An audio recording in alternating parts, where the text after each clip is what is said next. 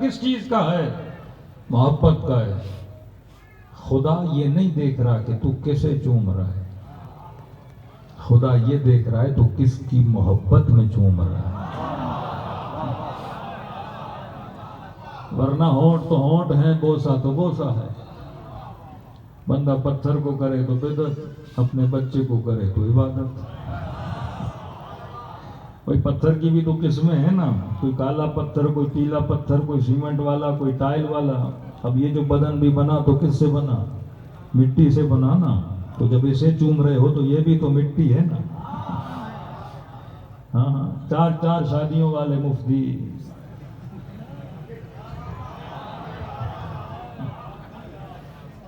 22 بچے رکھے ہیں، مجھے نہیں پتا یہ دن میں کتنے بوسے دیتے ہوں گے، لیکن شیعہ علم کو چوم لے تو بہتر۔ اب ہم بھی علم کو دن میں کتنی بار چومتے ہوں گے، ہفتے میں کتنی بار قدم گاتے ہوں گے۔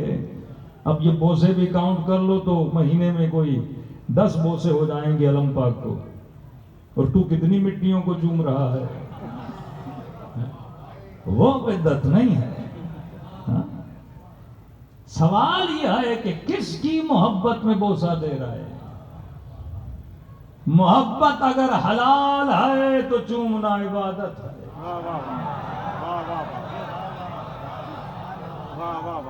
محبت اگر حرام ہے تو چومنا بھی حرام ہے۔ اب حلال محبت کیا ہوتی ہے؟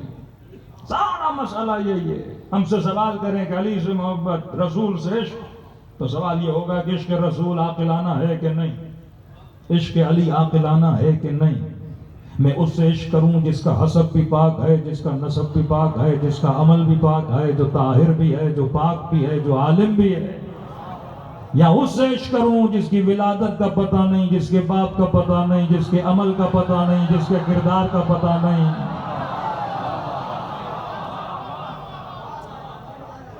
میں اس سے عشق کروں جس نے زہرا کا ادب کیا، زہرا کے دروازے کی چوکھٹ پہ جھاڑو دیے، پوری زندگی نوکری کی، یا اس سے عشق کروں جس نے سیدہ کے در کو جلایا۔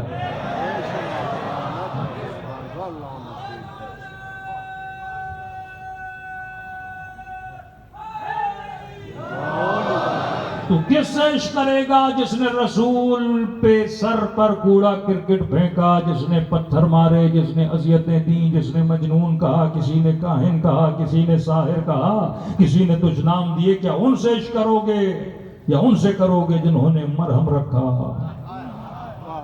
جنہوں نے مصطفیٰ کو دلاسے دیے، جنہوں نے جانیں قربان کی؟ تو عشق حلال ہونا چاہیے، دوسرا محبت عاقلانہ ہونی چاہیے۔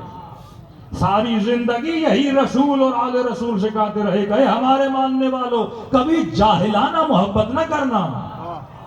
کعبے کو بھی بوسہ دے رہے ہو، کوئی بت کو بھی بوسہ دے رہا، لیکن یہ دیکھو کعبے کو بوسہ دینا عقل کے مطابق ہے کہ نہیں، بت کو بوسہ دینا عقل کے مطابق ہے کہ نہیں، کسی امیر کے کپڑوں کو بوسہ دینا عقل کے مطابق ہے، یا عباس کے علم کو بوسہ دینا عقل کے مطابق ہے۔ آج یہ محبتوں نے پورے معاشرے کو تباہ و برباد کیا ہوا ہے۔ ایک مسلمان کو قرآن کی آیت سناؤ، نبی کی حدیث سناؤ، تو سننے کے بعد بھی یہ بولتا ہے اس کے بارے میں میرے مفتی کا کیا کہنا ہے، میرے مرشد کا کیا کہنا ہے۔ کیا تم نے اپنے مرشد کو نبی سے پہلے رکھا؟ تم نے مفتی کو نبی سے پہلے رکھا؟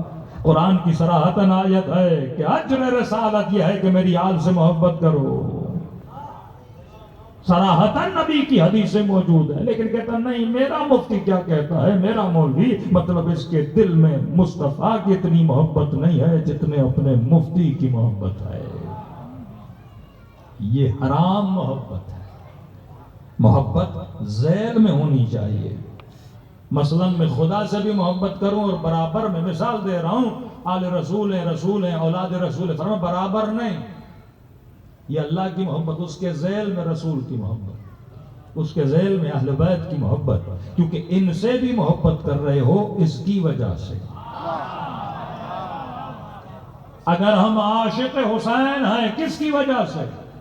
اللہ کی وجہ سے، کیونکہ اللہ نے کہا یہ جنت کے جوانوں کے سردار ہیں۔ کیونکہ اللہ نے کہا کہ فاطمہ جس سے راضی اس سے میرا محمد راضی، جس سے میرا محمد راضی اس سے میں خدا راضی۔ اب لاکھ بتاؤ وہ کس سے راضی تھی؟ نہیں تھی، کہتا نہیں میرا مفتی کیا کہتا ہے۔ تو مفتیوں کی قبروں میں اٹھایا نہیں جائے گا، شفیع محشر اگر ہے تو مصطفیٰ کی ذات ہے۔ وہاں پہ اگر کوئی تجھے اس جہنم کی بھڑکتی ہوئی آگ سے نکال سکتا ہے اور اختیار خدا نے اپنے اذن سے کسی کو دیا ہوا ہے تو محمد مصطفیٰ کو دیا ہوا ہے۔ تو فرمائے محبت اگر حلال ہو اور عاقلانہ ہو، جب عقل نے تسلیم کیا کوئی خدا ہے، جب عقل نے بولا اگر خدا ہے تو اس نے شریعت دی ہے، اور اسی خدا نے بولا کہ یہ میرا گھر ہے، اسی خدا نے بولا یہ پتھر جنت سے آیا ہوا ہے، تو اب میں کس کی محبت میں بوسہ دے رہا ہوں؟ اللہ کی محبت میں بوسہ دے رہا ہوں۔ لیکن اگر کوئی بت کو بوسہ دے رہا ہے، نہ کسی خدا نے بولا یہ میرا بت ہے، نہ کسی نبی نے بولا یہ میرا بت ہے، بعض چیزیں میری بنائی ہوئی ہیں، بعض چیزیں اللہ کی بنائی ہوئی ہیں، بعض امام اللہ کے بنائے ہوئے ہیں، بعض امام مکے والوں کے بنائے ہوئے ہیں۔ تیرے ہاتھوں کے تراشے ہوئے بت اور ہیں، اور ابراہیم کے ہاتھوں سے بنا ہوا کعبہ اور ہے۔ محبت اگر عاقلانہ ہو جائے، بندہ شادی کرتا ہے حلال رشتہ ہے، شادی کرنا عقل کا تقاضا ہے، اب بیوی سے محبت کرے، بچوں سے محبت کرے، یہ خلاف عقل نہیں ہے۔ فرمایا یہ محبت عبادت میں شمار ہو جاتی ہے۔ لیکن خدا نخواستہ کوئی جوان غلط رشتے میں چلا جائے، بغیر نکاح والے رشتے میں چلا جائے، ٹیلی فون کے ذریعے، ای میل کے ذریعے، فیس بک کے ذریعے، آج معاشرہ جن بیماریوں میں جکڑا ہوا ہے، تو سوال یہ اٹھتا ہے یہ بولنا بھی حرام، ملنا بھی حرام، ہاتھ لگانا بھی حرام، دیکھنا بھی حرام۔ اب آپ کہو گے بات تو ایک ہی ہے، نہیں، اس میں عقل شامل ہے، اس میں جہالت اور شیطان شامل ہے۔ کیوں کہا کہ اللہ ولی الذین آمنوا یخرجہم من الظلمات الی النور؟ اگر مصطفیٰ کے نور کے ماننے والے ہو تو خدا تجھے اندھیروں سے نکال کر حلال محبتوں میں لا کے کھڑا کرتا ہے۔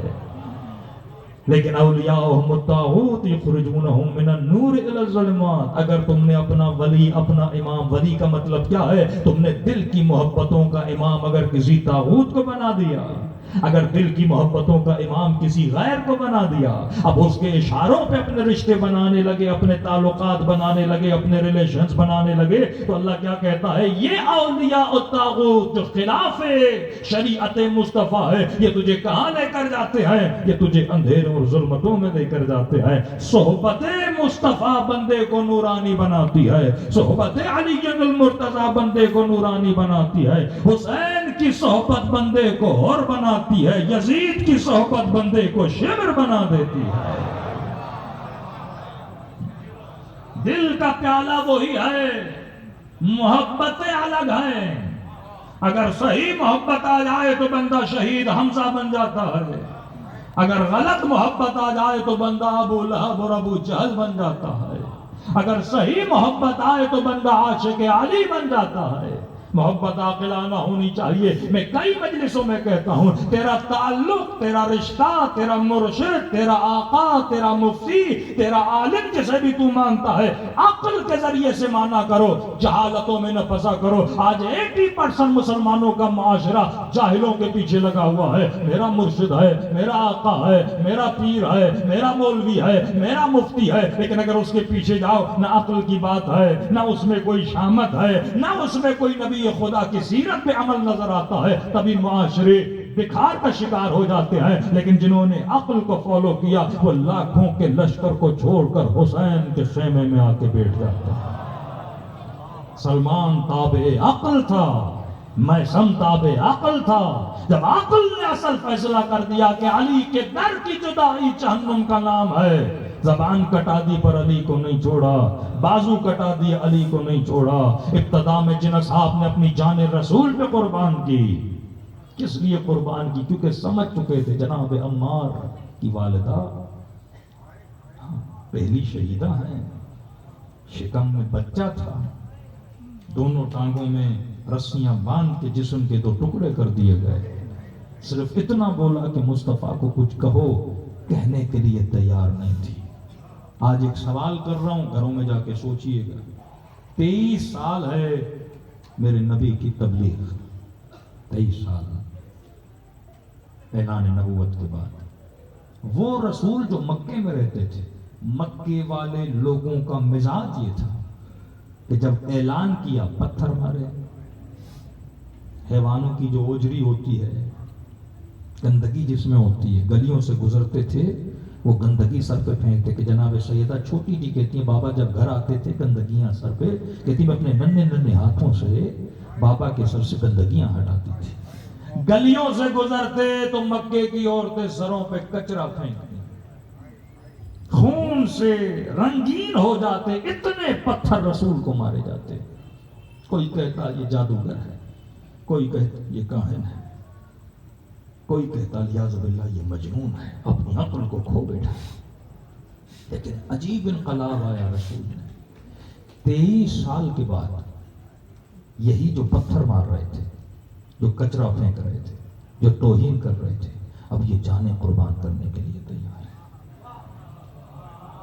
جب نبی اپنا آخری خطبہ دے رہے ہیں تو مسلمانوں کی آنکھوں سے آنسو نہیں رک رہے تھے.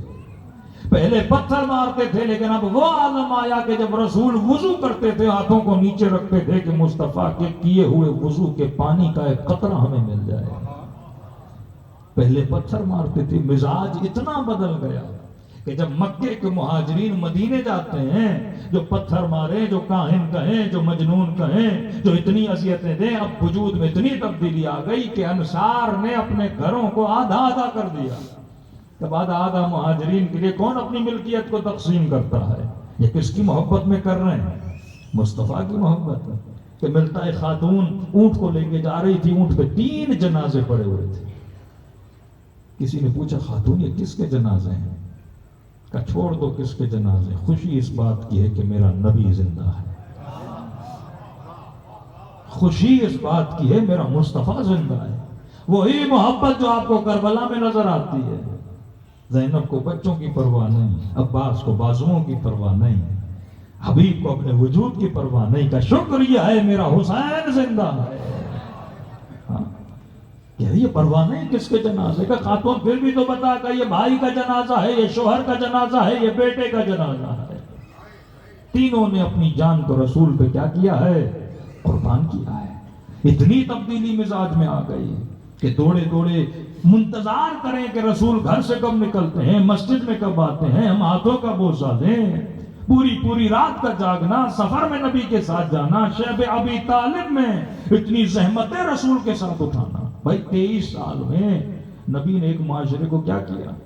پاکستان آزاد ہوا 1947 میں، مثلا آج ہے 2023، 70 سال سے زیادہ وقت بیت گیا. تو سوال کریں گے نا معاشرہ کیا تھا، کیا بنا؟ اگر نا اہلوں کے ہاتھ میں معاشرہ آئے تو قوموں کا یہ حال ہوتا ہے. اگر مصطفیٰ جیسے نبی کے ہاتھ میں معاشرہ آئے تو 23 سال کے بعد یہ قربانی کا عالم ہوتا ہے. اب 5 منٹ کے لیے سوچو، نبی کے بعد اس معاشرے کو میں نے کس کے ہاتھوں میں دینا ہے؟ 27 سال میں اتنی تبدیلی کہ ایثار، قربانی، نبی پہ ہر شے قربان کرنے کے لیے وہ لوگ تیار ہیں. نبی نے انقلاب ان کے وجود میں پیدا کر دیا، اپنے کردار کے ذریعے، اپنی اخلاق کے ذریعے، اپنی مینجمنٹ کے ذریعے، قرآن کی آیتوں کے ذریعے، اپنے علم کے ذریعے سے، اپنی رفتار کے ذریعے سے. اتنی مضبوطی نبی کے وجود میں کہ کہیں کہ ایک ہاتھ میں چاند رکھو، دوسرے ہاتھ میں سورج رکھو، مصطفیٰ اپنے خدا کو چھوڑنے کے لیے تیار نہیں ہے. مکے کے سردار کہیں کہ مصطفیٰ جس بھی گھر پہ ہاتھ رکھو، کسی سردار کے گھر پہ بھی ہاتھ رکھو گے، اس گھر کی بیٹی کی شادی کرائیں گے. جتنی زر اور دولت کہو، کہ کچھ دینے کے لیے، کچھ لینے کے لیے تیار نہیں ہوں. میں وہی کہوں گا، وہی کروں گا جو میرے خدا نے مجھے کہا ہے. یہ وہ انقلاب تھا جو نبی نے اپنے معاشرے میں لایا. لیکن ایک سوال چھوڑے جا رہا ہوں.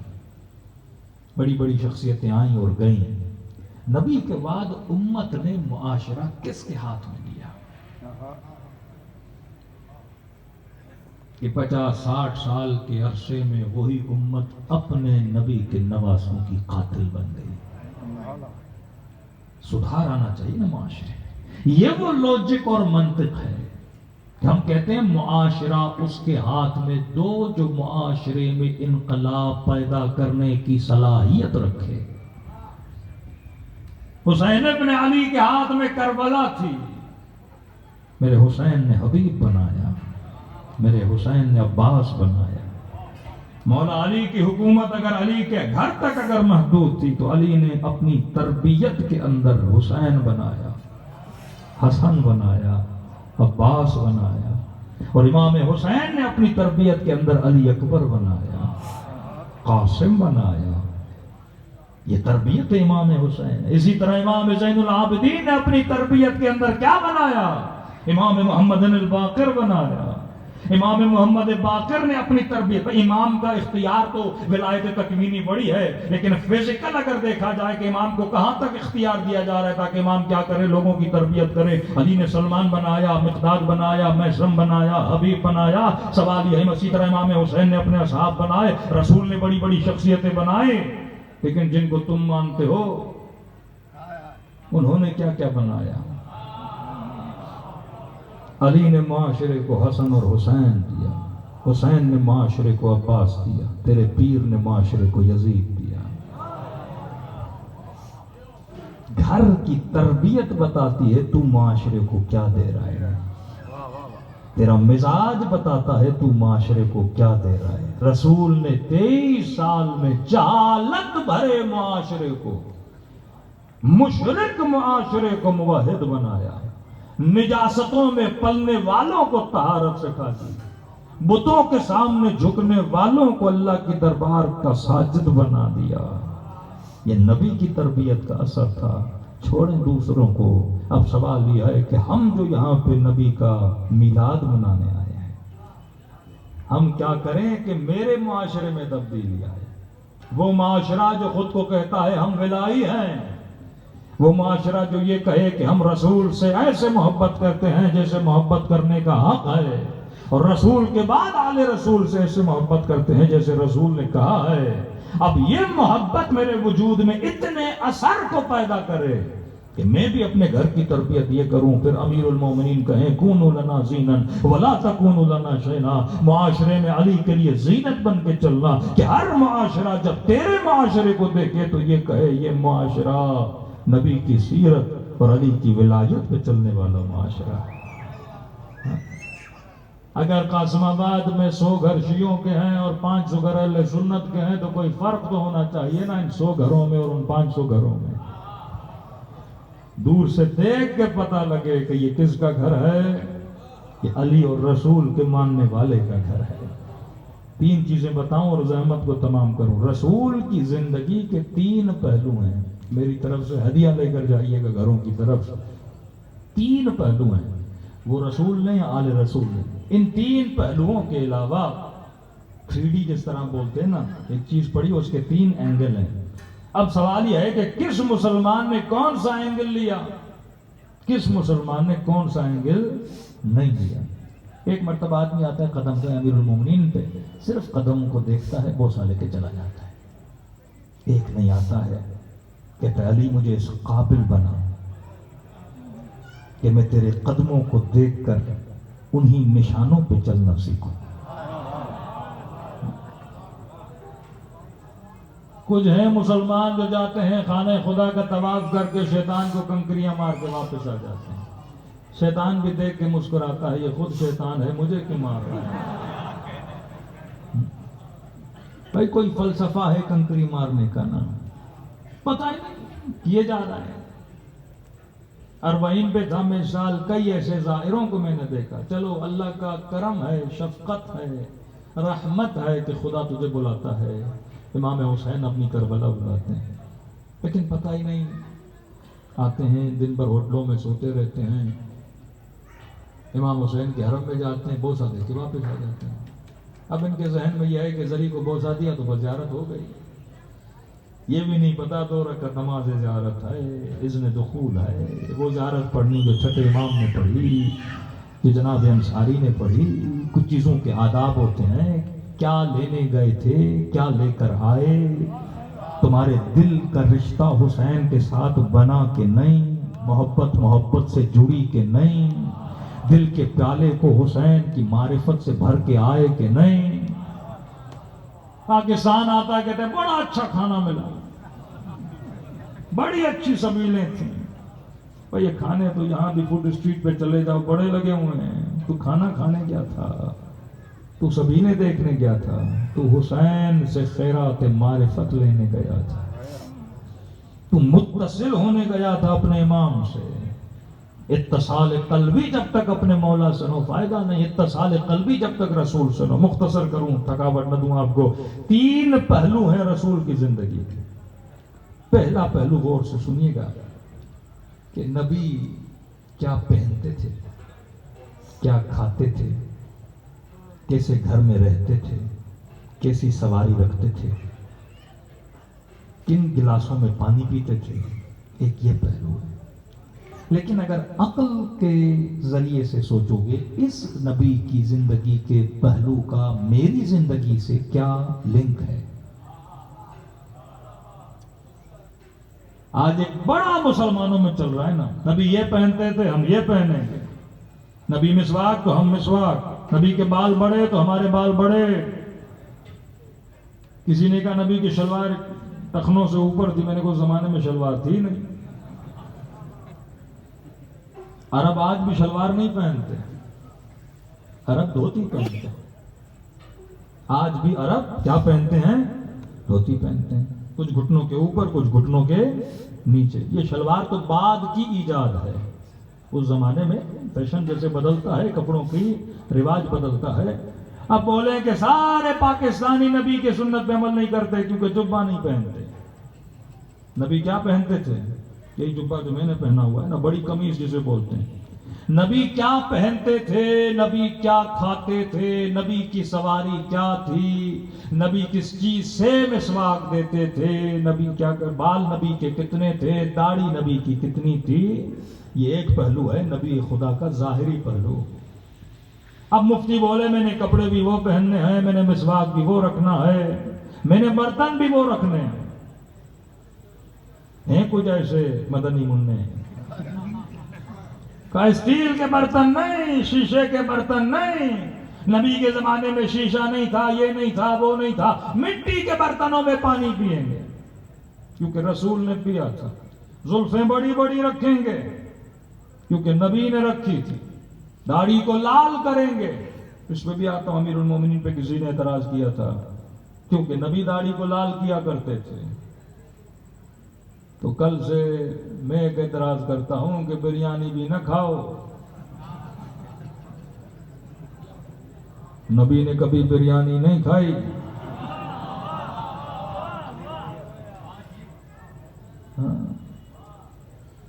حلیم کی دیگیں نہ بناؤ. میلاد رسول کے جلوسوں میں سوپاریاں نہ بانٹو, چپس نہ بانٹو. ایک تو میں کراچی میں اتنا جلوس میں چلا, سوپاریاں اور پاپڑیاں ان چیزوں کے علاوہ کچھ نظر ہی نہیں. ایک تو کلپ آیا, سگریٹ بھی بانٹے جا رہے. بھائی نبی نے کبھی جلوس ڈارسن پہ نکالا, شاہزور پہ نکالا, اونٹ ہوتے تھے. پھر یہ بڑے بڑے پیر, بڑے بڑے مفتی پراڈو پہ کیوں بیٹھتے ہیں؟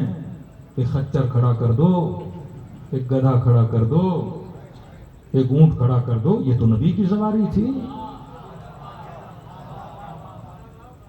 فسطائیت, معاشرہ, کیوں مسلمان پیچھے رہا؟ یہ بھی بدعت, وہ بھی بدعت. نبی نے یہ نہیں پہنا, نبی اس سواری پہ نہیں بیٹھے. ہاں اگر نبی زبان سے کچھ کہے وہ الگ ہے. حکم دے مسلمانوں کو کہ تمہاری سواری یہ ہونی چاہیے, تمہارا لباس یہ ہونا چاہیے, تمہارا کھانا یہ ہونا چاہیے, وہ ایک الگ چیز ہے. قطعاً نبی نے کبھی حکم نہیں دیا کہ مثلا رسول خدا یہ کھانا کھاتے تھے, ہمیں وہ نہیں وہ کھانا کھاؤ. ہر معاشرے کا کھانا الگ ہوتا ہے. پھر معاشرہ ایک جمود کا شکار ہو جائے گا. اس کی تفصیل میں آتا ہوں. پہلا پہلو یہ کہ نبی کیا پہنتے تھے, نبی کیا کھاتے تھے، نبی کی سواریاں کیا تھیں، نبی کا گھر کیسا تھا۔ ایک مومنہ نے کہا مولانا میرے شوہر نے زندگی کو اجیرن کر دیا۔ میں نے کہا کیا ہوا؟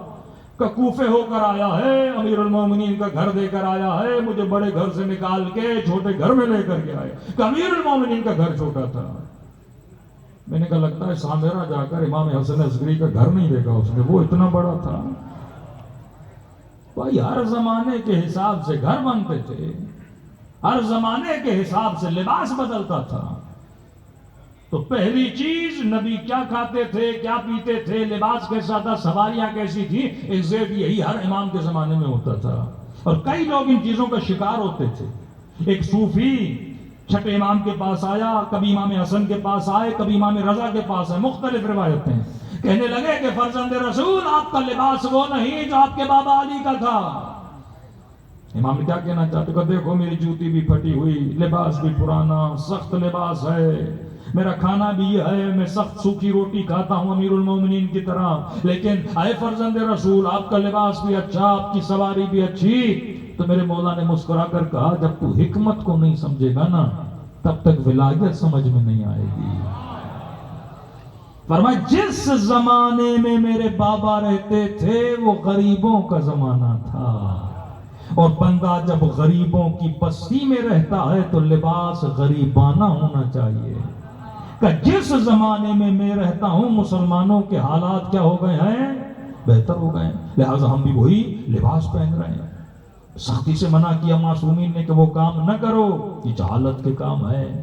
دوسرا پہلو اہل بیت کی زندگی کا، ایک پہلو کیا کھاتے تھے، کیا پیتے تھے، کس طرح سوتے تھے، دوسرا پہلو جو سب سے اہم پہلو اہل بیت کی زندگی کا وہ ہے اہل بیت کے بتائے ہوئے اصول۔ اصول کیا بتایا؟ نبی یہ نہیں بولیں گے بریانی کھانا حلال ہے حرام ہے، کوئی آج بریانی ہے کل کسٹر ہوگا پرسوں سویاں ہوں گی، پھر حدیثیں کہاں ملیں گی تمہیں؟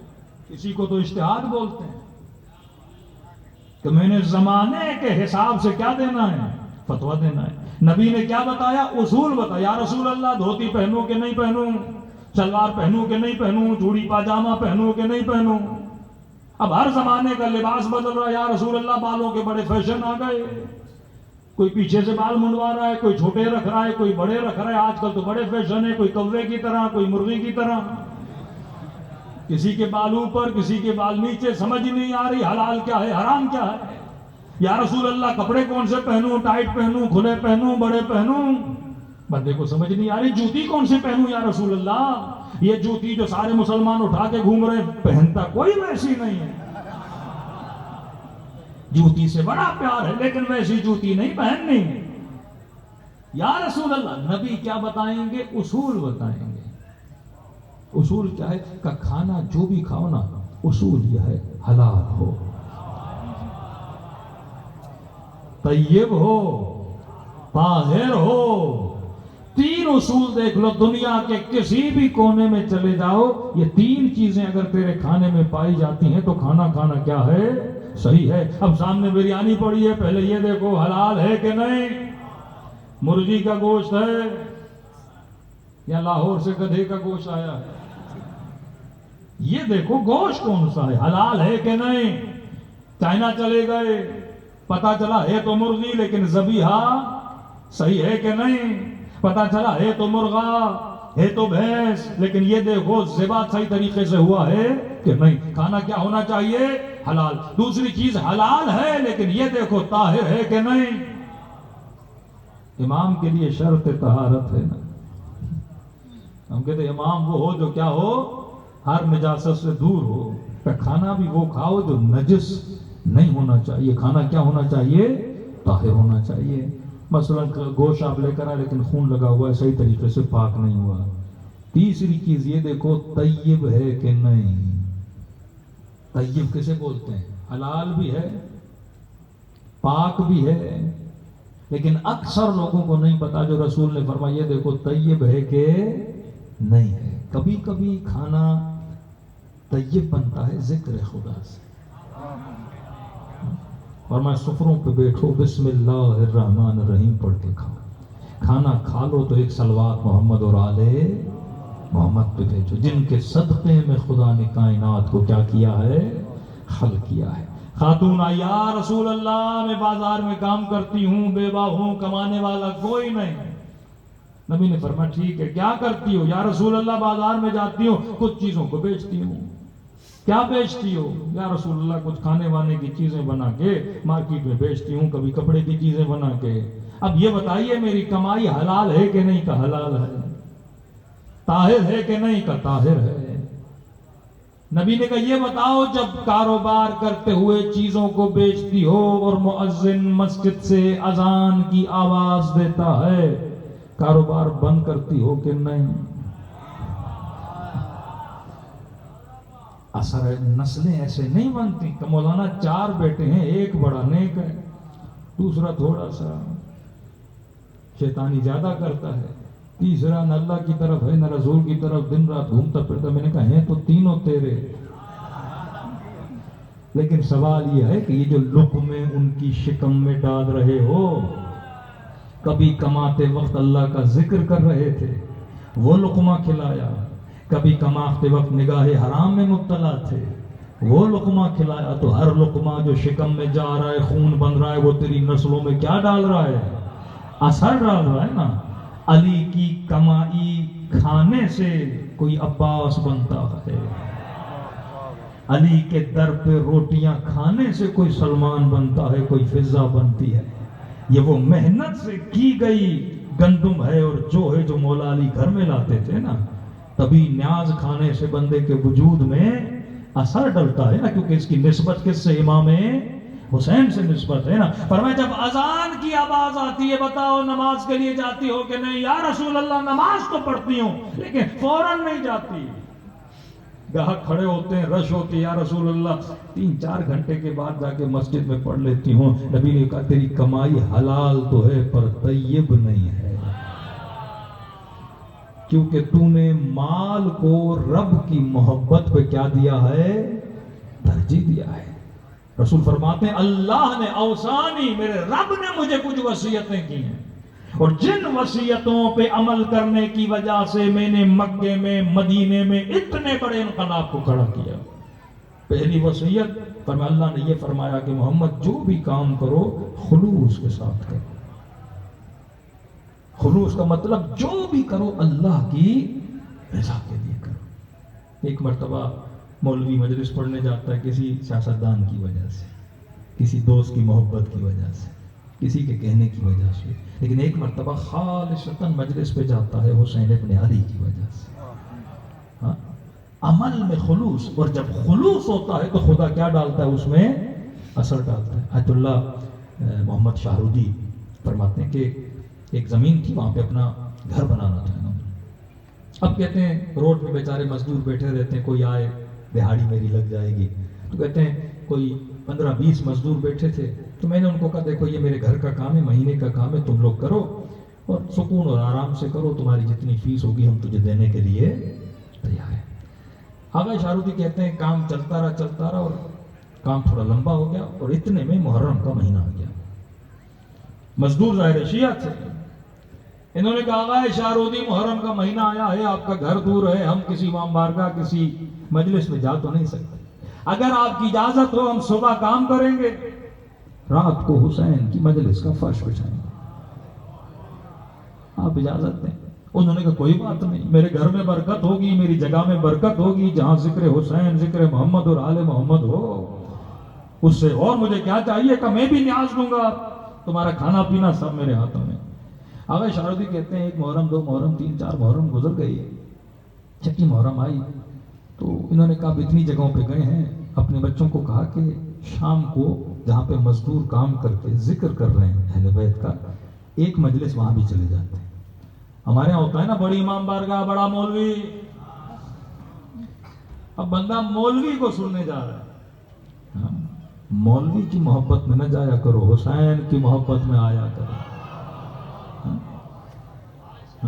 یہ آج محبتیں آج بدل گئی ہیں، خالص محبت ابھی عبداللہ الحسین، خالص محبت رسول گرامی کے لیے۔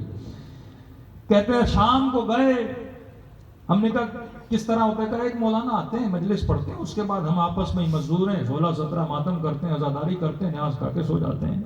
کہ کون پڑھنے آتا ہے تمہارے پاس؟ کہے کوئی مخلص اچھا مولانا، کوئی سید مولانا ہے، وہی آتے ہیں پڑھنے کے لیے.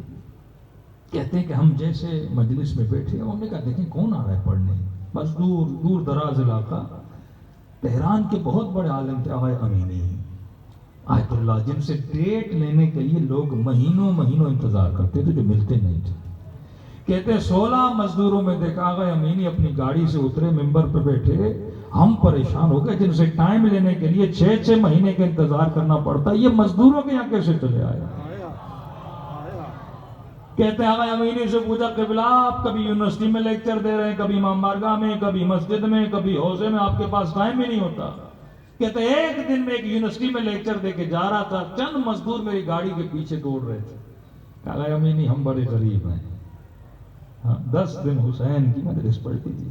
کہتا میں نے دل میں سوچا آج تک جہاں بھی گیا کبھی دیکھا بڑا امام باڑا ہے، کبھی دیکھا بڑا ممبر ہے، کبھی دیکھا بڑی یونیورسٹی ہے.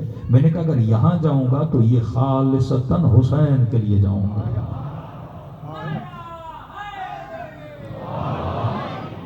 فرمایا اوصانی ربی، میرے رب نے وصیت کی کہ اے مصطفیٰ جو بھی کرو کیا کرو، خلوص کے ساتھ کرو. اگر یہ خلوص زندگی میں آ جائے تو نبی کی زندگی کا پہلا پہلو یہ ہے کہ وہ کیا پہنتے تھے، کیسے کپڑے تھے، کیسے بال تھے. بھائی یہ اس زمانے کے حساب سے کیا کرتے تھے. اس زمانے میں سارے کے سارے عرب بال بڑے رکھتے تھے. اب یہ تو نہیں صرف رسول کی زلفیں بڑی تھی، ابو جہل کی بھی بڑی تھی، ابو لہب کی بھی بڑی تھی، جتنے عرب تھے سب کی زلفیں بڑی تھی. لیکن بائی ٹائم زمانہ بدلتا ہے، انہوں نے اصول بتا دیے. یا رسول اللہ لباس کون سا پہنوں، جبہ پہنوں، کیا پہنوں؟ فرمائے مومن لباس وہ پہنو، میں پچھلے سال کہہ چکا تھا، جو لباس حیا ہو. صفت بتا دی، وہ لباس پہنو جو لباس عفت ہو. یا رسول اللہ آپ گھر میں جاتے، فرمائے مومن اگر مصطفیٰ کے ماننے والے ہو